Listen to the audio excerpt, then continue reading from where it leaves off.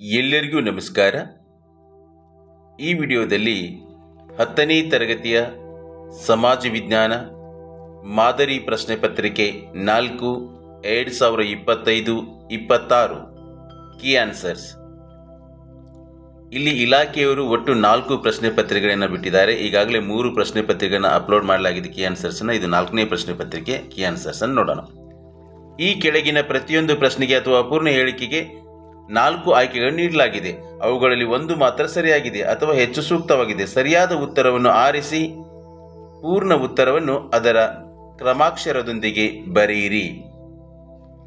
ಒಟ್ಟು 8 ಪ್ರಶ್ನೆಗಳು, ಪ್ರತಿ ಪ್ರಶ್ನೆಗೆ 1 ಅಂಕ, ಒಟ್ಟು 8 ಅಂಕಗಳು. ಎರಡನೇ ಮಹಾಯುದ್ಧದ ನಂತರ ಶೀತಲ ಸಮರದಲ್ಲಿ ತೊಡಗಿದ ರಾಷ್ಟ್ರಗಳು ಅಮೆರಿಕ ಸಂಯುಕ್ತ ಸಂಸ್ಥಾನ ಮತ್ತು ಚೀನಾ, ಅಮೆರಿಕ ಸಂಯುಕ್ತ ಸಂಸ್ಥಾನ ಮತ್ತು ಜಪಾನ್, ಸೋವಿಯತ್ ರಷ್ಯಾ ಮತ್ತು ಚೀನಾ, ಅಮೆರಿಕ ಸಂಯುಕ್ತ ಸಂಸ್ಥಾನ ಮತ್ತು ಸೋವಿಯತ್ ರಷ್ಯಾ. ಡಿ. ಅಮೆರಿಕ ಸಂಯುಕ್ತ ಸಂಸ್ಥಾನ ಮತ್ತು ಸೋವಿಯತ್ ರಷ್ಯಾ. ಹದಿನಾಡು ಎಂಬ ಪಾಳೆಪಟ್ಟಿನ ಮಹಾರಾಣಿ ತನ್ನ ಮಗಳನ್ನು ಯದುರಾಯನಿಗೆ ಕೊಟ್ಟು ಮದುವೆ ಮಾಡಿದಳು. ಏಕೆಂದರೆ ಮಾರನಾಯಕನು ಯದುರಾಯನಿಗೆ ಮಗಳನ್ನು ಕೊಡಬೇಕೆಂದು ಮಹಾರಾಣಿಗೆ ಆಜ್ಞೆ ಮಾಡಿದ್ದನು. ಯದುರಾಯನು ಸುಂದರನಾಗಿದ್ದನು ಮತ್ತು ಮಹಾರಾಣಿಯ ಮಗಳು ಅವನನ್ನು ಪ್ರೀತಿಸುತ್ತಿದ್ದಳು. ಚಾಮರಾಜನು ಯದುರಾಯನಿಗೆ ಮಗಳನ್ನು ಕೊಡುವಂತೆ ಮಹಾರಾಣಿಯನ್ನು ಒತ್ತಾಯಿಸಿದನು. ಯದುರಾಯನು ಮಾರನಾಯಕನನ್ನು ಕೊಂದು ಮಹಾರಾಣಿಗೆ ಸಹಾಯ ಮಾಡಿದನು.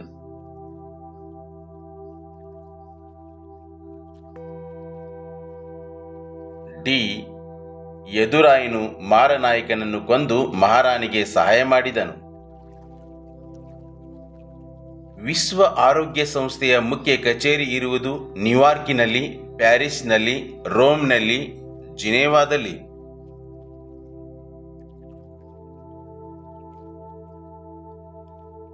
ಜಿನೇವಾದಲ್ಲಿ, ಸ್ವಿಟ್ಜರ್ಲೆಂಡ್ ದೇಶದ ಜಿನೇವಾದಲ್ಲಿ. ಮೌನ ಕಣಿವೆ ಆಂದೋಲನ ಆರಂಭವಾದ ರಾಜ್ಯ ಕೇರಳ, ತಮಿಳುನಾಡು, ಗುಜರಾತ್, ಪಶ್ಚಿಮ ಬಂಗಾಳ.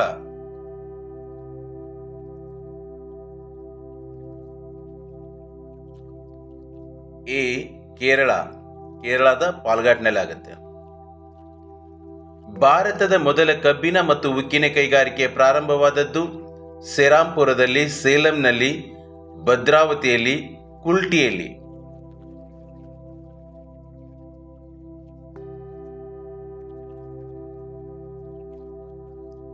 ಡಿ. ಕುಲ್ಟಿಯಲ್ಲಿ. ಭಾರತದ ಪ್ರಾದೇಶಿಕ ಮತ್ತು ಸ್ವತಂತ್ರ ಜಿಪಿಎಸ್ ವ್ಯವಸ್ಥೆಯ ಹೆಸರು ಸ್ಪುತ್ನಿಕ್, ಪಾತ್ ಫೈಂಡರ್, ನಾವಿಕ್, ಮೈತ್ರಿ.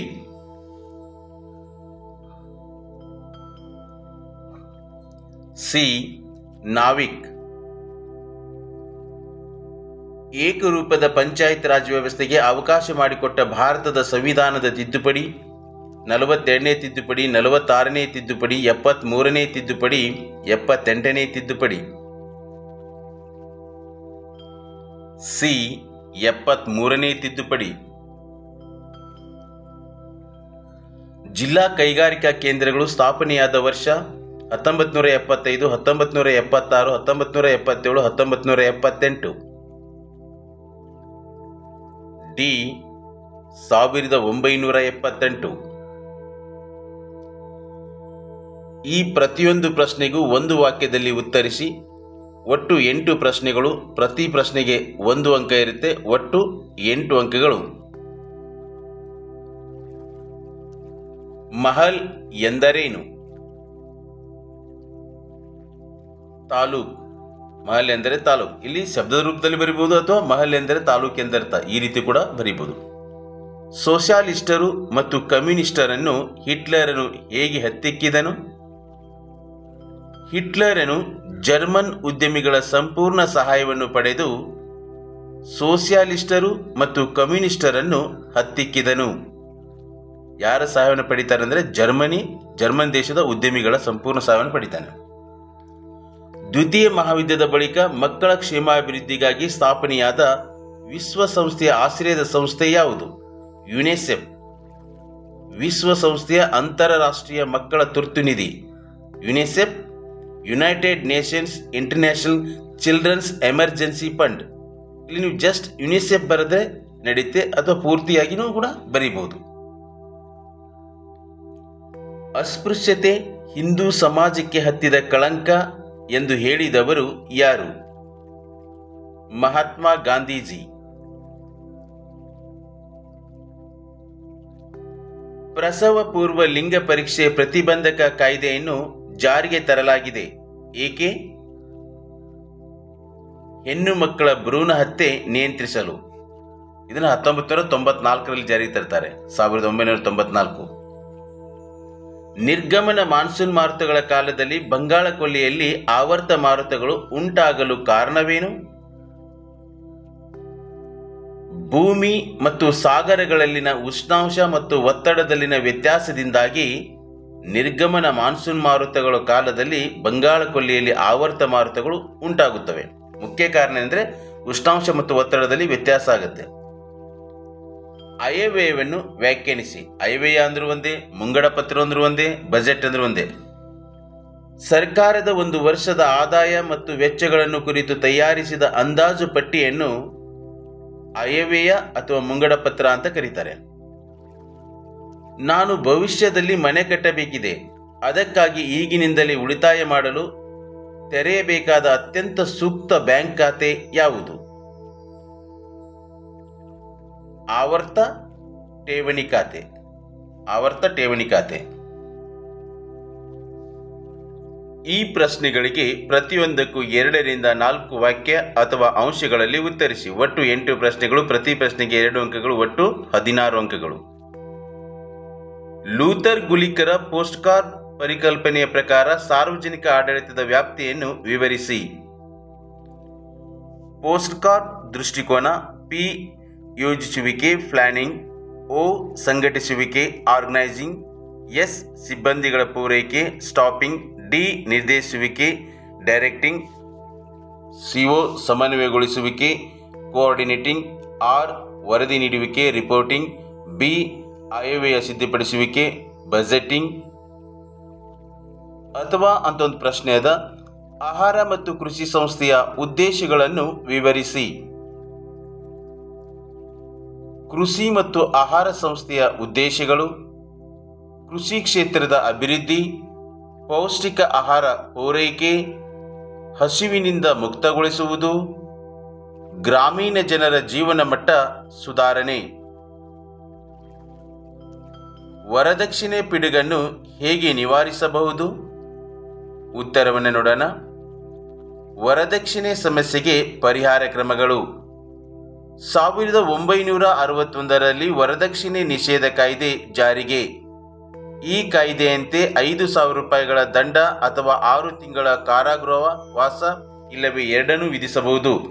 1986ರಲ್ಲಿ ಈ ಕಾಯ್ದೆಯನ್ನು ಕಠಿಣಗೊಳಿಸಲಾಯಿತು. 15,000 ರೂಪಾಯಿಗಳ ದಂಡ ಮತ್ತು 5 ವರ್ಷಗಳ ಕಾರಾಗೃಹವಾಸ ವಿಧಿಸಬಹುದು. ಹೆಣ್ಣು ಮಕ್ಕಳಿಗೆ ಉನ್ನತ ಶಿಕ್ಷಣ ಒದಗಿಸುವುದು. ಮಹಿಳಾ ಸಂಘಟನೆಗಳನ್ನು ಪ್ರೋತ್ಸಾಹಿಸುವುದು. ಅಥವಾ ಅಂತ ಒಂದು ಪ್ರಶ್ನೆ ಅದ. ಸಾಮಾಜಿಕ ಸ್ತರವಿನ್ಯಾಸವು ಕಾಲದಿಂದ ಕಾಲಕ್ಕೆ ಹಾಗೂ ದೇಶದಿಂದ ದೇಶಕ್ಕೆ ಹೇಗೆ ಭಿನ್ನವಾಗಿದೆ?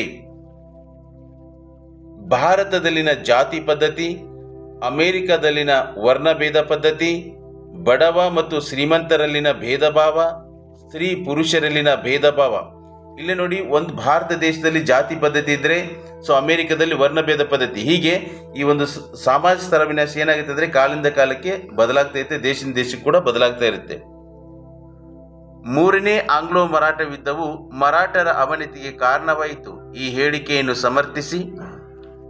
3ನೇ ಆಂಗ್ಲೋ ಮರಾಠ ಯುದ್ಧದ ಪರಿಣಾಮಗಳು: ನಾಗಪುರದ ಅಪ್ಪ ಸಾಹೇಬ ಮತ್ತು ಮಲ್ಲಾರಾವ್ ಹೋಳ್ಕರ್ ಬ್ರಿಟಿಷರಿಂದ ಸೋತರು. 2ನೇ ಬಾಜಿರಾಯನು 1818ರಲ್ಲಿ ಕೋರೆಗಾಂವ್ ಮತ್ತು ಅಸ್ಟಿ ಯುದ್ಧಗಳಲ್ಲಿ ಸೋತನು.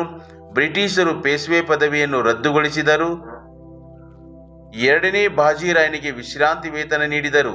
ಶಿವಾಜಿಯ ವಂಶಸ್ಥ ಪ್ರತಾಪ್ ಸಿಂಹನಿಗೆ ಸತಾರ ನೀಡಲಾಯಿತು.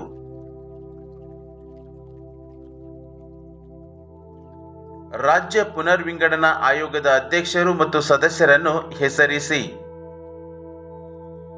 ರಾಜ್ಯ ಪುನರ್ವಿಂಗಡನಾ ಆಯೋಗದ ಅಧ್ಯಕ್ಷರು ಫಜಲ್ ಅಲಿ, ಸದಸ್ಯರು KM ಪಣಿಕ್ಕರ್ ಮತ್ತು HN ಕುಂಜ್ರು. ಅಧ್ಯಕ್ಷರು ಫಜಲ್ ಅಲಿ, ಸದಸ್ಯರು KM ಪಣಿಕ್ಕರ್ ಮತ್ತು HN ಕುಂಜ್ರು. ಭಾರತದಲ್ಲಿ ಬೆಳೆ ಮಾದರಿಯನ್ನು ಪ್ರಭಾವಿಸುವ ನೈಸರ್ಗಿಕ ಮತ್ತು ಸಾಮಾಜಿಕ ಅಂಶಗಳನ್ನು ತಿಳಿಸಿ. ಬೆಳೆ ಮಾದರಿಯನ್ನು ಪ್ರಭಾವಿಸುವ ನೈಸರ್ಗಿಕ ಅಂಶಗಳು ಭೂಸ್ವರೂಪ, ವಾಯುಗುಣ, ಮಳೆ. ಹಾಗೆ ಬೆಳೆ ಮಾದರಿಯನ್ನು ಪ್ರಭಾವಿಸುವ ಸಾಮಾಜಿಕ ಅಂಶಗಳನ್ನು ನೋಡೋದಾದರೆ ಸಂಪ್ರದಾಯ, ಮೂಢನಂಬಿಕೆ, ಅನಕ್ಷರತೆ. ಸಂಪ್ರದಾಯ, ಮೂಢನಂಬಿಕೆ, ಅನಕ್ಷರತೆ. ಮಳೆ ನೀರು ಕೊಯ್ಲಿನ ಪ್ರಾಮುಖ್ಯತೆಯನ್ನು ವಿವರಿಸಿ. ಮಳೆ ನೀರು ಕೊಯ್ಲಿನ ಪ್ರಾಮುಖ್ಯತೆ. ಭಾರತದಲ್ಲಿ ನೀರಿನ ಹಂಚಿಕೆಯು ತಾರತಮ್ಯಗಳಿಂದ ಕೂಡಿದೆ. ಮಳೆಗಾಲದ ಅವಧಿ ಕಡಿಮೆಯಾಗಿದೆ. ಹೆಚ್ಚು ಮಳೆ ಬೀಳುವ ಮತ್ತು ಕಡಿಮೆ ಮಳೆ ಬೀಳುವ ಪ್ರದೇಶಗಳಿವೆ. ಬೇಸಿಗೆಯಲ್ಲಿ ನೀರಿನ ಕೊರತೆ. ನೀತಿ ಆಯೋಗದ ಉದ್ದೇಶಗಳಾವುವು? ಭಾರತ ಸರ್ಕಾರದ ಚಿಂತಕರ ಚಾವಡಿಯಾಗಿ ಕಾರ್ಯನಿರ್ವಹಿಸುವುದು. ಆರ್ಥಿಕ ಅಭಿವೃದ್ಧಿಯ ನೋಡಲ್ ಏಜೆನ್ಸಿಯಾಗಿ ಕಾರ್ಯನಿರ್ವಹಿಸುವುದು. ಕೆಳಮಟ್ಟದಿಂದ ಸಂಪನ್ಮೂಲಗಳನ್ನು ಬಳಸಿಕೊಂಡು ಆರ್ಥಿಕ ನೀತಿ ನಿರ್ಮಾಣ ಪ್ರಕ್ರಿಯೆಯಲ್ಲಿ ಭಾರತದ ರಾಜ್ಯ ಸರ್ಕಾರಗಳ ಒಳಗೊಳ್ಳುವಿಕೆಯ ಮೂಲಕ ಸಹಕಾರಿ ಫೆಡರಲಿಸಂ ಅನ್ನು ಉತ್ತೇಜಿಸುತ್ತದೆ. ಉದ್ಯಮಶೀಲತೆಯು ಒಂದು ಸೃಜನಾತ್ಮಕ ಕಾರ್ಯವಾಗಿದೆ. ಸಮರ್ಥಿಸಿ. ಹೊಸದನ್ನು ಸೃಷ್ಟಿಸುತ್ತಾರೆ. ಇತರರಿಂದ ಅಸಾಧ್ಯವಾದ ಕೆಲಸವನ್ನು ಸಾಧ್ಯ ಮಾಡುತ್ತಾರೆ. ಅವಕಾಶಗಳನ್ನು ಹುಡುಕುತ್ತಾರೆ. ಹೊಸ ಕಾರ್ಯವಿಧಾನಗಳನ್ನು ಜಾರಿಗೆ ತರುತ್ತಾರೆ. ಹೊಸ ಕಾರ್ಯವಿಧಾನಗಳನ್ನು ಜಾರಿಗೆ ತರುತ್ತಾರೆ.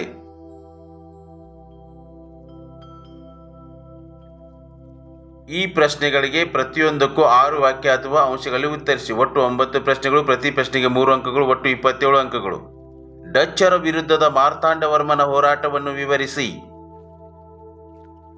ಇವನು ವೈನಾಡಿನ ರಾಜ. ಡಚ್ಚರಿಂದ ತನ್ನ ಸಂಸ್ಥಾನವನ್ನು ರಕ್ಷಿಸಿದನು. ರಾಜಧಾನಿಯನ್ನು ಪದ್ಮನಾಭಪುರದಿಂದ ತಿರುವನಂತಪುರಕ್ಕೆ ಸ್ಥಳಾಂತರಿಸಿದನು. ಡಚ್ಚರ ಕರಿಮೆಣಸಿನ ವ್ಯಾಪಾರವನ್ನು ನಿಯಂತ್ರಿಸಿದನು. ಡಚ್ಚರಿಂದ ನೆಡುಮಂಗಡ ಮತ್ತು ಕೊಟ್ಟಾರ್ಕರಗಳನ್ನು ವಶಪಡಿಸಿಕೊಂಡನು. 1741ರಲ್ಲಿ ಡಚ್ಚರು ತಿರುವಾಂಕೂರಿನ ಮೇಲೆ ಯುದ್ಧ ಸಾರಿದರು. ತಿರುವಾಂಕೂರಿನ ಸೈನ್ಯ ಮೇಲುಗೈ ಸಾಧಿಸಿತು. ಡಚ್ಚರು ತಮ್ಮ ಅಧಿಕಾರವನ್ನು ತಿರುವಾಂಕೂರಿಗೆ ಒಪ್ಪಿಸಿದರು. ಅಥವಾ ಅಂತ ಒಂದು ಪ್ರಶ್ನೆ ಅದ. ಭಾರತದಲ್ಲಿ ಬ್ರಿಟಿಷ್ ಶಿಕ್ಷಣದಿಂದ ಉಂಟಾದ ಪರಿಣಾಮಗಳನ್ನು ವಿವರಿಸಿ. ಬ್ರಿಟಿಷ್ ಶಿಕ್ಷಣದ ಪರಿಣಾಮಗಳು. ರಾಷ್ಟ್ರೀಯವಾದಿ ಬೆಳೆಯಿತು. ಸ್ಥಳೀಯ ಭಾಷೆ ಬೆಳೆಯಿತು. ಸ್ಥಳೀಯ ಸಾಹಿತ್ಯ ಬೆಳೆಯಿತು. ವೃತ್ತ ಪತ್ರಿಕೆಗಳು ಬೆಳೆದವು. ಸುಧಾರಣಾ ಚಳುವಳಿಗಳು ಹುಟ್ಟಿಕೊಂಡವು. ಐರೋಪ್ಯ ಚಿಂತನೆಯ ಪ್ರಭಾವ. ಸ್ವಾತಂತ್ರ್ಯ ಚಳುವಳಿಯ ಅರಿವು ಮೂಡಿತು. ಸಾಂಸ್ಕೃತಿಕ ಪರಂಪರೆಯ ಅರಿವು ಮೂಡಿತು. ಇವೆಲ್ಲವೂ ಬ್ರಿಟಿಷ್ ಶಿಕ್ಷಣದಿಂದಾದ ಪರಿಣಾಮಗಳು. ಪ್ರವಾಹದಿಂದ ಉಂಟಾಗುವ ಪರಿಣಾಮಗಳಾವುವು? ಪ್ರವಾಹದ ಪರಿಣಾಮಗಳು: ಆಸ್ತಿ ನಾಶ, ಜನಜೀವನ ನಾಶ, ಕಟ್ಟಡಗಳ ನಾಶ, ಸಾರಿಗೆ ಸಂಪರ್ಕಗಳಿಗೆ ತೊಂದರೆ, ಮಣ್ಣಿನ ಸವೆತ, ಅರಣ್ಯ ನಾಶ, ವಿದ್ಯುತ್ ಸಮಸ್ಯೆ, ಸಾಂಕ್ರಾಮಿಕ ರೋಗಗಳು ಹರಡುತ್ತವೆ. ಅಥವಾ ಅಂತ ಒಂದು ಪ್ರಶ್ನೆ ಅದ. ಭಾರತದಲ್ಲಿ ರಸ್ತೆಗಳ ಪ್ರಾಮುಖ್ಯತೆ ಏನು? ಭಾರತದಲ್ಲಿ ರಸ್ತೆಗಳ ಪ್ರಾಮುಖ್ಯತೆ: ಕೃಷಿ ಅಭಿವೃದ್ಧಿಗೆ ಪೂರಕ, ಕೈಗಾರಿಕೆಗಳ ಅಭಿವೃದ್ಧಿಗೆ ಪೂರಕ, ಗ್ರಾಮ ಮತ್ತು ನಗರಗಳ ಅಭಿವೃದ್ಧಿಗೆ ಪೂರಕ, ಸಮಯದ ಉಳಿತಾಯ, ಕಡಿಮೆ ವೆಚ್ಚದಲ್ಲಿ ನಿರ್ಮಿಸಬಹುದು, ಮನೆ ಬಾಗಿಲಿಗೆ ಸೇವೆ ನೀಡುವುದು, ಪ್ರವಾಸೋದ್ಯಮಕ್ಕೆ ಸಹಕಾರಿಯಾಗಿವೆ, ವ್ಯಾಪಾರ ಮತ್ತು ವಾಣಿಜ್ಯ ಅಭಿವೃದ್ಧಿಗೆ ಪೂರಕ. ಇವೆಲ್ಲವೂ ರಸ್ತೆಗಳ ಪ್ರಾಮುಖ್ಯತೆಯನ್ನು ತಿಳಿಸುವ ಅಂಶಗಳು. ಅಂಚೆ ಕಚೇರಿಗಳು ಹಲವಾರು ಹಣಕಾಸು ಸೇವೆಗಳನ್ನು ಒದಗಿಸುತ್ತವೆ. ವಿವರಿಸಿ. ಅಂಚೆ ಕಚೇರಿಗಳು ನಡೆಸುವ ಆರ್ಥಿಕ ವ್ಯವಹಾರಗಳು, ರಾಷ್ಟ್ರೀಯ ಉಳಿತಾಯ ಪತ್ರಗಳು ಅಂದರೆ ಉಳಿತಾಯ ಪತ್ರಗಳು ನೀಡೋದು, ಅಂಚೆ ಉಳಿತಾಯ ಖಾತೆಗಳು, ಕಿಸಾನ್ ವಿಕಾಸ ಪತ್ರಗಳು, ಅಂಚೆ ವಿಮೆ, ನಿವೃತ್ತಿ ವೇತನ, ಹಣವನ್ನು ವರ್ಗಾಯಿಸುವುದು. ಇವೆಲ್ಲ ಆರ್ಥಿಕ ವ್ಯವಹಾರಗಳನ್ನು ಇವತ್ತು ಅಂಚೆ ಕಚೇರಿ ಮಾಡ್ತಾ ಇದೆ. ಅಥವಾ ಅಂತ ಒಂದು ಪ್ರಶ್ನೆ ಅದ, ಸ್ವಯಂ ಉದ್ಯೋಗ ಪ್ರಾರಂಭಿಸಲು ಉದ್ಯಮಿಗಳಿಗೆ ಹಲವಾರು ಹಣಕಾಸು ಸಂಸ್ಥೆಗಳು ಸಾಲ ನೀಡುತ್ತವೆ, ವಿವರಿಸಿ. ಭಾರತದ ಕೈಗಾರಿಕಾ ಅಭಿವೃದ್ಧಿ ಬ್ಯಾಂಕ್, ಕೃಷಿ ಮತ್ತು ಗ್ರಾಮೀಣ ಅಭಿವೃದ್ಧಿಯ ರಾಷ್ಟ್ರೀಯ ಬ್ಯಾಂಕ್, ಆಮದು ಮತ್ತು ರಫ್ತು ಬ್ಯಾಂಕ್, ಭಾರತೀಯ ಸಣ್ಣ ಕೈಗಾರಿಕಾ ಅಭಿವೃದ್ಧಿ ಬ್ಯಾಂಕ್, ಭಾರತೀಯ ಕೈಗಾರಿಕಾ ಹಣಕಾಸು ನಿಗಮ, ಭಾರತೀಯ ಕೈಗಾರಿಕಾ ಸಾಲ ಮತ್ತು ಹೂಡಿಕೆ ನಿಗಮ. ಸಾರ್ವಜನಿಕ ಹಣಕಾಸು ವೈಯಕ್ತಿಕ ಹಣಕಾಸಿಗಿಂತ ಹೇಗೆ ಭಿನ್ನವಾಗಿದೆ? ಮೊದಲಿಗೆ ವೈಯಕ್ತಿಕ ಹಣಕಾಸನ್ನು ನೋಡೋಣ. ಇದು ಒಬ್ಬ ವ್ಯಕ್ತಿ ಅಥವಾ ಕುಟುಂಬದ ಆದಾಯ ವೆಚ್ಚಗಳಿಗೆ ಸಂಬಂಧಿಸಿದೆ. ವ್ಯಕ್ತಿಗಳು ಮೊದಲು ತಮ್ಮ ಆದಾಯವನ್ನು ಅಂದಾಜು ಮಾಡಿ ನಂತರ ವೆಚ್ಚ ಮಾಡುತ್ತಾರೆ. ವ್ಯವಹಾರಗಳನ್ನು ಗೌಪ್ಯವಾಗಿಡಲಾಗುತ್ತದೆ. ವ್ಯಕ್ತಿಯು ಉಳಿತಾಯ ಮಾಡಿದರೆ ಪ್ರಗತಿಗೆ ಪೂರಕವಾಗುತ್ತದೆ. ಸಾರ್ವಜನಿಕ ಹಣಕಾಸು ಇದು ಸರ್ಕಾರದ ಆದಾಯ ವೆಚ್ಚಗಳಿಗೆ ಸಂಬಂಧಿಸಿದೆ. ಸರ್ಕಾರವು ಮೊದಲು ತನ್ನ ವೆಚ್ಚವನ್ನು ಮಾಡಿ ನಂತರ ಆದಾಯವನ್ನು ಹೊಂದಿಸುತ್ತದೆ. ವ್ಯವಹಾರಗಳನ್ನು ಗೌಪ್ಯವಾಗಿಡುವುದಿಲ್ಲ. ಸರ್ಕಾರವು ಉಳಿತಾಯ ಮಾಡಿದರೆ ದೇಶದ ಪ್ರಗತಿ ಕುಂಠಿತವಾಗುತ್ತದೆ. ಅಥವಾ ಅಂತ ಒಂದು ಪ್ರಶ್ನೆ ಅದ, ಅಧಿಕಾರ ವಿಕೇಂದ್ರೀಕರಣವು ಗಾಂಧೀಜಿಯವರ ಗ್ರಾಮ ಸ್ವರಾಜ್ಯ ಕಲ್ಪನೆಯನ್ನು ಎತ್ತಿ ಹಿಡಿಯುತ್ತದೆ ಹೇಗೆ? ಹಳ್ಳಿಯ ಅಭಿವೃದ್ಧಿಯ ಜವಾಬ್ದಾರಿಯನ್ನು ಹಳ್ಳಿಯ ಜನರಿಗೆ ವಹಿಸಿಕೊಡುವುದು, ಸ್ವಾವಲಂಬಿ, ಸ್ವಯಂಪೂರ್ಣ ಮತ್ತು ಸಮೃದ್ಧ ಗ್ರಾಮಗಳನ್ನು ಅಭಿವೃದ್ಧಿಪಡಿಸಬಹುದು. ಇದನ್ನೇ ಗಾಂಧೀಜಿಯವರು ಗ್ರಾಮ ಸ್ವರಾಜ್ಯ ಎಂದು ಕರೆದಿದ್ದರು. ಇದು ಎಲ್ಲ ರೀತಿಯ ಶೋಷಣೆಗಳನ್ನು ತಡೆಯುತ್ತದೆ. ಇದು ಮಾನವನ ಸ್ವಾತಂತ್ರ್ಯ ಮತ್ತು ಘನತೆಯನ್ನು ಸಂರಕ್ಷಿಸುತ್ತದೆ. ಇದು ಮಾನವೀಯ ಮೌಲ್ಯಗಳನ್ನು ವೃದ್ಧಿಸುತ್ತದೆ. ಅಲಿಗರ್ ಚಳುವಳಿಯ ಉದ್ದೇಶಗಳನ್ನು ತಿಳಿಸಿ. ಅಲಿಗರ್ ಚಳುವಳಿಯ ಉದ್ದೇಶಗಳು: ಈ ಚಳುವಳಿಯ ನಾಯಕರು ಸರ್ ಸೈಯದ್ ಅಹಮದ್ ಖಾನ್ ಮೌಢ್ಯ ಮತ್ತು ಅಜ್ಞಾನದ ವಿರುದ್ಧ ಹೋರಾಡಿದರು. ಪಾಶ್ಚಿಮಾತ್ಯ ವಿಜ್ಞಾನ ಹರಡಿಸುವುದು, ಪಾಶ್ಚಿಮಾತ್ಯ ಸಂಸ್ಕೃತಿ ಹರಡಿಸುವುದು, ಪರದಾ ಪದ್ಧತಿಗೆ ವಿರೋಧ, ಬಹುಪತ್ನಿತ್ವಕ್ಕೆ ವಿರೋಧ, ಸ್ತ್ರೀಯರಿಗೆ ಶಿಕ್ಷಣ ನೀಡುವುದು, ಹಿಂದೂ ಮುಸ್ಲಿಮರ ಐಕ್ಯತೆ ಬಯಸಿದರು. ಭಾರತದ ಪ್ರಥಮ ಸ್ವಾತಂತ್ರ್ಯ ಸಂಗ್ರಾಮವು ಹಲವು ಕಾರಣಗಳಿಂದ ವಿಫಲವಾಯಿತು, ಸ್ಪಷ್ಟೀಕರಿಸಿ.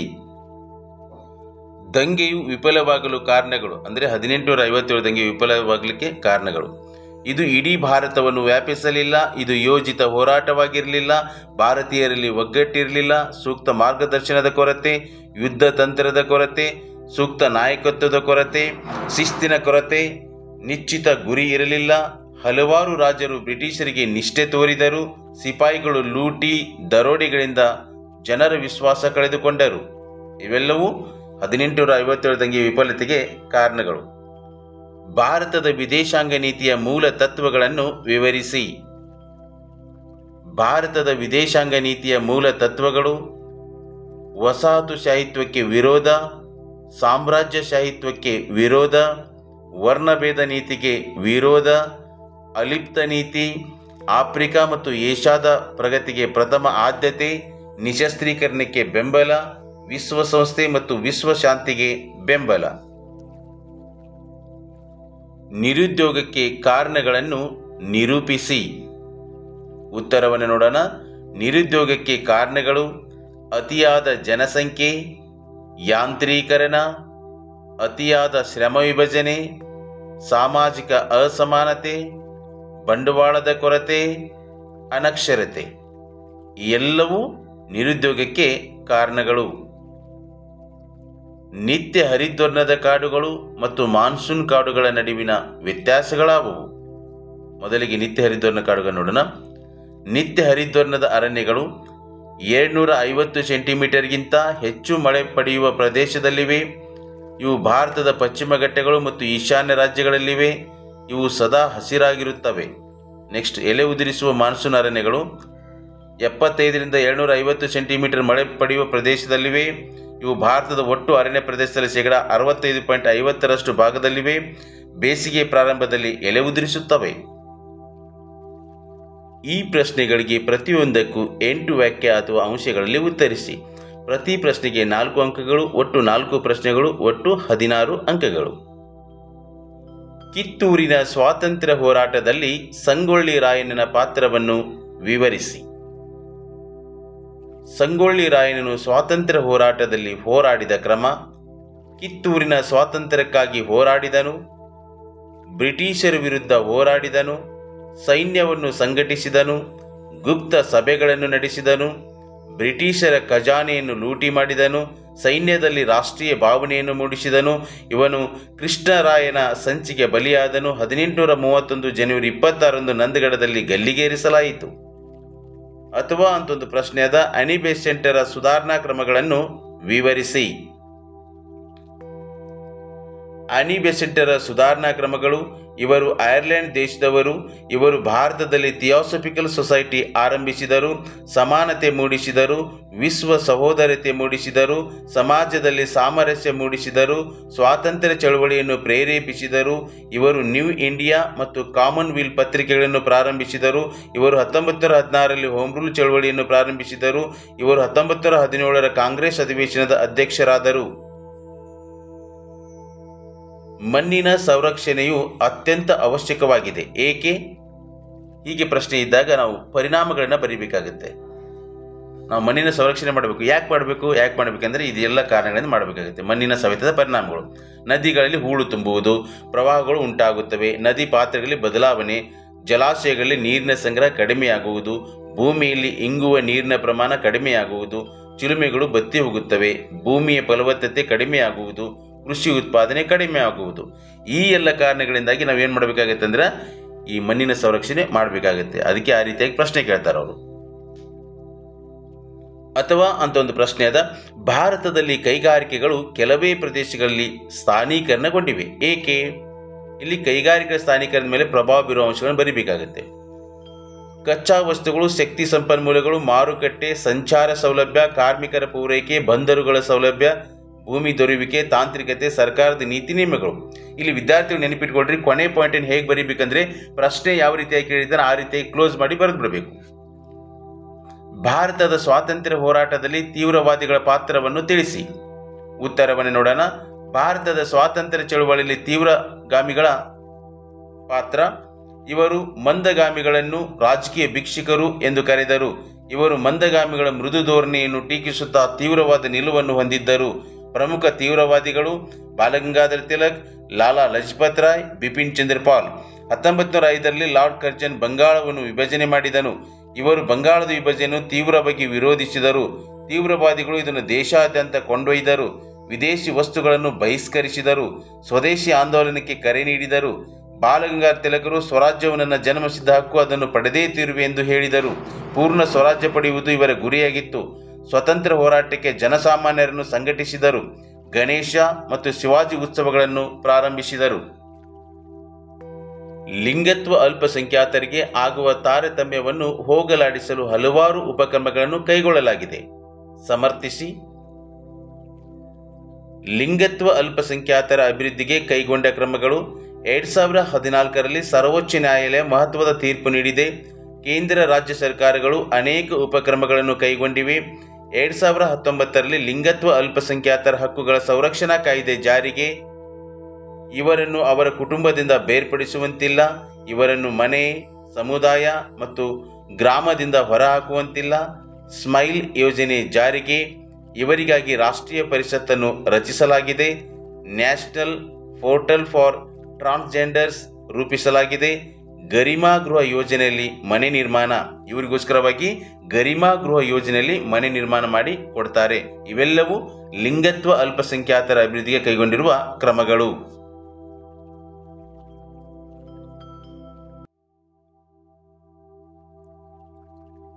ನಿಮಗೆ ನೀಡಿರುವ ಭಾರತದ ನಕ್ಷೆಯಲ್ಲಿ ಕೆಳಗಿನವುಗಳಲ್ಲಿ ಯಾವುದಾದರೂ 5 ಗುರುತಿಸಿ.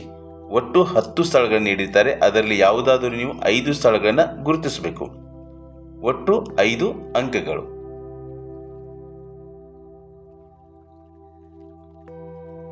ಮೊದಲಿಗೆ ಕರ್ಕಾಟಕ ಸಂಕ್ರಾಂತಿ ವೃತ್ತವನ್ನು ನೋಡಿ. ಇದಕ್ಕೆ 23 ಉತ್ತರ ಅಕ್ಷಾಂಶ ಅಂತಲೂ ಕೂಡ ಕರೀತೇವೆ. ಈ ಭಾಗ ಗುಜರಾತದ ಈ ಭಾಗದಿಂದ ಹೀಗೆ ಹೋಗಬೇಕದು. ಸೊ ಇಲ್ಲಿ ತ್ರಿಪುರಾ ಮತ್ತು ಮಿಜೋರಾಂದ ಹತ್ರ ಹಾಕಬೇಕು. ಸೊ ಇದಕ್ಕೆ ನೀವು ಇಲ್ಲಿ ಹೀಗೆ ಹಾಕಿಬಿಟ್ಟು ಎ ಅಂತ ಗುರುತಿಸಿದ್ರೆ ಸಾಕು. ನೆಕ್ಸ್ಟು ಹನುಮಾನ್ ನಗರ. ಹನುಮಾನ್ ನಗರ ಎಲ್ಲಿ ಬರುತ್ತೆ ಅಂದರೆ ಇಲ್ಲಿ ಬಿಹಾರದಲ್ಲಿ ಬರುತ್ತೆ. ಕೋಸಿ ಯೋಜನೆ ಏನು ನಿರ್ಮಿಸಿದಾರಲ್ಲ, ಈ ಕೋಸಿ ಯೋಜನೆ ಇರೋದು ಈ ಹನುಮಾನ್ ನಗರ. ನೆಕ್ಸ್ಟು ಮುಂಬೈ ಇಲ್ಲಿ ಬರುತ್ತೆ. ಮುಂಬೈ ಮಹಾರಾಷ್ಟ್ರದ ಈ ಭಾಗ ಮುಂಬೈ. ನರೋರಾ ಇದು ಅನುಸ್ಥಾವರ, ಇಲ್ಲಿ ಡಿ ಉತ್ತರ ಪ್ರದೇಶದಲ್ಲಿ ಬರುತ್ತೆ. ಕೋರಮಂಡಲ ತೀರ, ಸೊ ಕೋರಮಂಡಲ ತೀರ ಈ ಭಾಗದಲ್ಲಿ ಬರುತ್ತೆ. ಇದೆಲ್ಲ ಏನಿದೆಯಲ್ವಾ ಇದು ಕೋರಮಂಡಲ ತೀರ ಅಂತ ಕರೀತೇವೆ. ಇದಕ್ಕೆ ನೀವು ಇ ಅಂತ ಇಲ್ಲಿ ಕೊಡ್ಬೋದು. So E. Next Paradip. So Paradip ಒರಿಸ್ಸಾದಲ್ಲಿ ಬರ್ತದೆ. ಇಲ್ಲಿದೆ ಇದು ಹಡಗು ನಿಲ್ದಾಣ, ಅಂತಾರಾಷ್ಟ್ರೀಯ ಹಡಗು ನಿಲ್ದಾಣ. ಕನ್ಯಾಕುಮಾರಿ. ಸೊ ಕನ್ಯಾಕುಮಾರಿ ಇಲ್ಲಿ ಬರುತ್ತೆ ಈ ಭಾಗದಲ್ಲಿ, ಜಿ ಅಂತ ಬರೀತೀವಿ ನೋಡಿ. ಸೊ ಇದು ಕನ್ಯಾಕುಮಾರಿ. ನೆಕ್ಸ್ಟ್ K2 ಅಥವಾ ಮೌಂಟ್ ಗಾಡ್ವಿನ್ ಅಸ್ಟಿನ್ ಅಂತ ಹೇಳ್ತೀವಿ ಅದಕ್ಕೆ, Mount Godwin Austin. So K2 ಎಲ್ಲಿ ಬರುತ್ತೆ ಅಂದರೆ ಅದು ಕಾರಾಕೋರಂ ಶ್ರೇಣಿಯಲ್ಲಿ ಬರುತ್ತೆ. ಇಲ್ಲಿ ಈ ಭಾಗದಲ್ಲಿ ಬರುತ್ತೆ ಕಾರಾಕೋರಂ ಶ್ರೇಣಿ. ಕಾರಾಕೋರಂ ಶ್ರೇಣಿಯಲ್ಲಿ K2 ಇದೆ. ಇದರ ಒಟ್ಟು ಎತ್ತರ 8611 ಮೀಟರ್. 8611 ಮೀಟರ್. ಇದು ಪ್ರಪಂಚದ, ಭಾರತ ದೇಶದಲ್ಲಿ ಹೈಯೆಸ್ಟ್ ಎತ್ತರ ಇದೆ. ಪ್ರಪಂಚದಲ್ಲಿ ಇದು 2ನೇ ಸ್ಥಾನದಲ್ಲಿ ಇರ್ತಕ್ಕಂಥ ಒಂದು ಶಿಖರ. ನೆಕ್ಸ್ಟು ಕೆಂಪೇಗೌಡ ಅಂತಾರಾಷ್ಟ್ರೀಯ ವಿಮಾನ ನಿಲ್ದಾಣ, ಇದು ಬೆಂಗಳೂರಲ್ಲಿದೆ. ಸೊ ಇಲ್ಲಿದೆ ನೋಡಿ, ಬೆಂಗಳೂರಲ್ಲಿ ಬರುತ್ತೆ. ಬೆಂಗಳೂರಲ್ಲಿ ಇಲ್ಲಿ ಸ್ವಲ್ಪ ಮೇಲ್ಗಡೆ, ಇಲ್ಲಿ ಬೆಂಗಳೂರಲ್ಲಿ. ನೆಕ್ಸ್ಟ್ ದೆಹಲಿ. ಇದು ದೆಹಲಿ ಭಾರತದ ರಾಜಧಾನಿ ಸ್ಥಳ. ಸೊ ಇಲ್ಲಿ ಬರುತ್ತೆ.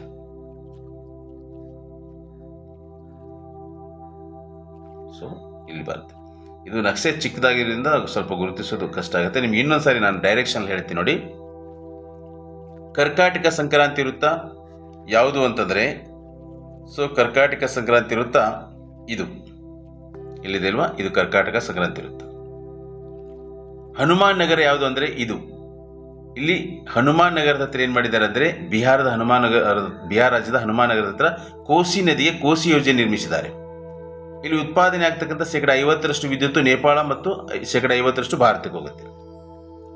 ಮುಂಬೈನ ಭಾರತದ ಮ್ಯಾಂಚೆಸ್ಟರ್ ಅಂತ ಕರಿತೇವೆ, ಹಾಗೆ ಭಾರತದ ಕಾಟನ ಪೊಲೀಸ್ ಅಂತ ಕರಿತೇವೆ. ಅತಿ ದೊಡ್ಡ ಬಂದರು ಇದು ಇಲ್ಲಿದೆ. ಮಹಾರಾಷ್ಟ್ರದ ರಾಜಧಾನಿ ಕೂಡ ಅದ.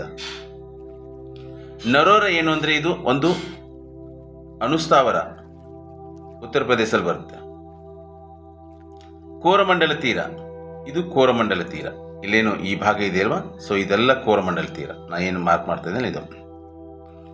ಪಾರಾದೀಪ್ ಅನ್ನೋದು ಒಂದು ಹಡಗು ನಿಲ್ದಾಣ, ಒರಿಸ್ಸಾ ರಾಜ್ಯದಲ್ಲಿ ಬರುತ್ತೆ. ಇಲ್ಲಿ ಬರುತ್ತೆ ನೋಡಿ, ಒರಿಸ್ಸಾ ರಾಜ್ಯದಲ್ಲಿ. K2 ಅನ್ನೋದು ಪ್ರಪಂಚದಲ್ಲಿ 2ನೇ ಅತಿ ಎತ್ತರವಾದ ಶಿಖರ, ಭಾರತದ ಅತಿ ಎತ್ತರವಾದ ಶಿಖರ. ಭಾರತದಲ್ಲಿ ಫಸ್ಟು, ಪ್ರಪಂಚದಲ್ಲಿ ಹೋದರೆ 2ನೇ ಅತಿ ಎತ್ತರವಾದ ಶಿಖರ ಇಲ್ಲಿ ಬರುತ್ತೆ. ಇದಕ್ಕೆ K2 ಅಂತ ಕರೀತೇವೆ, ಅಥವಾ ಮೌಂಟ್ ಗಾಡ್ವಿನ್ ಅಸ್ಟಿನ್ K2. ಅದು ಕಾರಾಕೋರಂ ಶ್ರೇಣಿಯಲ್ಲಿ ಬರುತ್ತೆ.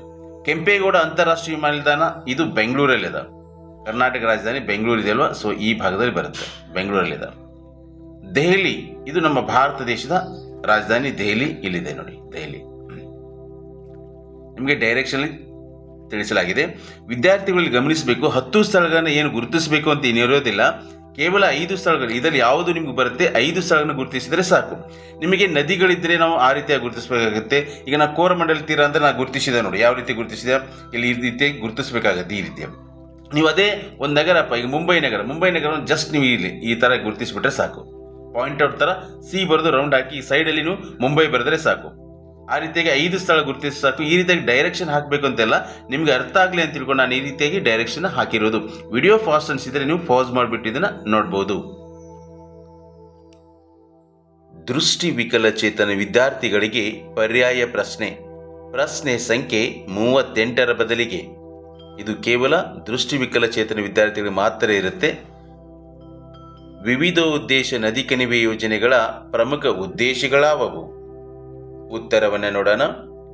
ವಿವಿಧೋದ್ದೇಶ ನದಿ ಕಣಿವೆ ಯೋಜನೆಯ ಉದ್ದೇಶಗಳು: ನೀರಾವರಿ ಸೌಲಭ್ಯ, ವಿದ್ಯುತ್ ಉತ್ಪಾದನೆ, ಪ್ರವಾಹ ನಿಯಂತ್ರಣ, ನೌಕಾಯಾನ, ಗೃಹ ಬಳಕೆ, ಮಣ್ಣಿನ ಸವಕಳಿ ನಿಯಂತ್ರಣ, ಮೀನುಗಾರಿಕೆ, ಅರಣ್ಯ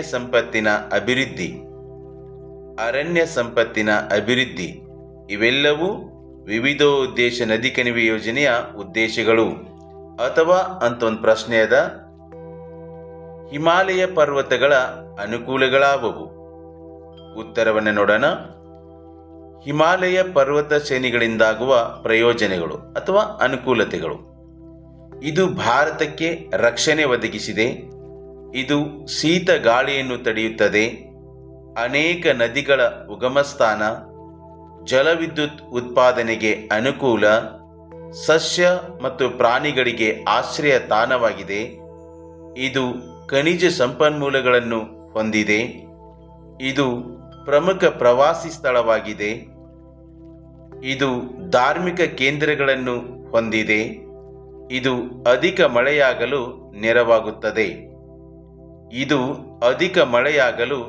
ನೆರವಾಗುತ್ತದೆ. ಇವೆಲ್ಲವೂ ಹಿಮಾಲಯ ಪರ್ವತದಿಂದಾಗುವ ಅನುಕೂಲತೆಗಳು ಅಥವಾ ಪ್ರಯೋಜನಗಳು ಅಂತ ಹೇಳಬಹುದು.